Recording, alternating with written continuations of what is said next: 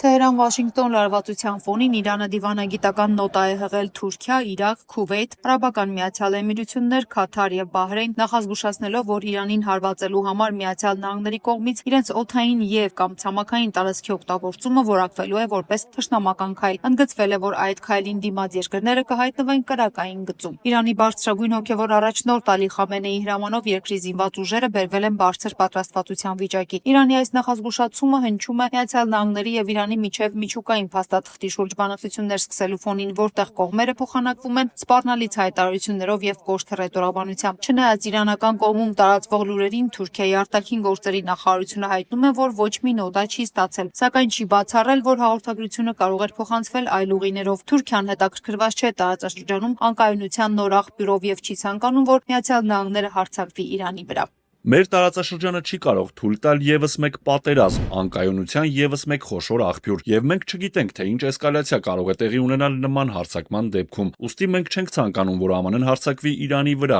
Մենք պետք է, ինչպես եւ անցյալում, տեսնենք երկու կողմերի եւ շահագրգիռ կողմերից անցկացվող խաղաղ բանակցությունների մասին եկող տեղեկատվությունը։